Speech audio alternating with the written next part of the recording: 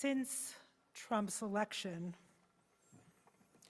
I've been trying to reorient myself to the country we live in, wondering, how can I remain open-hearted in a world full of cruelty and suffering? How can I take in what's happening and not shut down completely? It's a conversation I've been having with some of my friends and colleagues. This time, the suffering is very close to me. I am standing close to people who are undocumented, who are living in fear. I am standing close to people who are transgender, who are scared of their fate in this country. I am standing close to people who are parents of children who are transgender and who can't sleep at night. So terrified are they for their safety and well-being. Some of these people are part of this community, and some are close friends. And sometimes I simply don't want to know the truth of what's happening all around us, even though it is oh so close. And at other times, I can feel my heart breaking, and I don't know how to go on. And so again, I wonder, what does it mean to remain open-hearted in these times? What does it mean to live without hardening our hearts? On January 21st, the day after the inauguration, I found an answer to my question. I found my model and my inspiration in Bishop Marion Budd, the Episcopal Bishop of Washington, who gave a sermon at Washington's National Cathedral with President Trump sitting in the front row. Many of you have probably seen the viral video of her sermon, but in case you haven't, and even if you have, her words are worth listening to again. Here's an excerpt. Bishop Budd took a breath, looked directly at President Trump at the end of her sermon, and said, "Let me make one final plea, Mr. President. Millions have put their trust in you. And as you told the nation yesterday, you have felt the providential hand of a loving God. In the name of our God, I ask you to have mercy upon the people in our country who are scared now. They are gay, lesbian, and transgender children in Democratic, Republican, and independent families. Some fear for their lives. And the people who pick our crops, who clean our office buildings, who labor in poultry farms and meat packing plants, who wash the dishes after we eat in restaurants and work the night shifts in hospitals. They may not be citizens or have the proper documentation, but the vast majority of immigrants are not criminals. They pay taxes and are good neighbors. They are faithful members of our churches and mosques and synagogues, gurudwaras, and temples. I ask you to have mercy, Mr. President, on those in our communities whose children fear that their parents will be taken away. And that you help those who are fleeing war zones and persecution in their own lands to find compassion and welcome here. Our God teaches us that we are to be merciful to the stranger, for we were all once strangers in this land. But here's the amazing thing. This courageous bishop admitted afterwards that she was afraid to say what she said. You could hear her taking a breath. You could hear her voice quavering. Yes, she was afraid, but her heart was open and feeling. And of course she was afraid. She was confronting the President of the United States of America. But she did it anyway. She was face to face with someone in power, someone who was hard-hearted.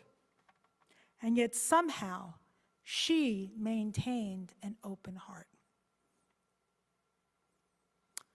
Moses, our leader, Moshe, he also was afraid. He makes it plain. Listen to what he says when God charges him with his mission to confront Pharaoh in Exodus 3. God says, "So now go, for I send you to Pharaoh. Bring my people, the children of Israel, out of Egypt. V'ata l'cha v'eshlachacha el paro, v'hotzei et ami b'nei Yisrael mi Mitzrayim." And Moses says, "Who am I that I should go to Pharaoh, that I should bring the children out of Egypt? Mi anochi ke'elecha el paro, v'ki otzi et b'nei Yisrael mi Mitzrayim." And again in Exodus 6, verse 12, Moshe says before God, "If the children of Israel do not hearken to me, how will Pharaoh hearken to me? And I am of foreskinned lips. Hem b'nei Yisrael lo sham'u elai, v'ech yishma'eni Pharaoh, v'ani arel sfatayim." Moshe clearly feels unequipped. He believes he has been charged by God with an absolutely impossible mission. And yet, our parsha in Exodus 10 opens with God telling Moshe to come to Pharaoh, not to go to Pharaoh. Bo el paro. It doesn't say lech, but bo. Come to Pharaoh, for I have made his heart and the heart of his servants heavy with hard-heartedness, in order that I may put these signs among them. Bo el paro, ki ani chbareti et libo ve'et lev avadav, lema'an shiti ototai ele b'kirbo. So why does God say bo and not lech? Why come and not go? But before I answer that question, I want to think for a moment about this business of the hard heart, right? What is Pharaoh's hard heart about? And as I was saying before, in the first 5 plagues, Pharaoh hardens his own heart. It's only in the 6th, the plague of boils, that it says that God hardens Pharaoh's heart. The ancient rabbis in a midrash and commentary on our parsha say it this way, explain it this way. This is what happened in the case of the wicked Pharaoh. God sent 5 warnings to which he paid no attention. 5 plagues. Finally, God said to him, "You stiffened your neck and hardened your heart. I now will render you even more vile." Hence the text reads, "For I have hardened his heart." The rabbis further teach that habits of the heart ultimately harden and become compulsive until we feel that our own states of being somehow come from the outside, that we are no longer in control of our very own character. That we say, "Oh, that's who I am." But maybe that's not exactly who you are. Maybe it's a practice you've been practicing for so long that you forget who you are. The issue of God's hardening Pharaoh's heart perhaps explains why God says to Moshe, "Bo, come," and not "go." Maybe God is helping Moshe go to Pharaoh, teaching him how to approach a person with a hardened heart, saying, "I know you are afraid, but come close to Pharaoh and discover his humanity. Peek under that hardened mask and you will find a person who is very scared and very vulnerable.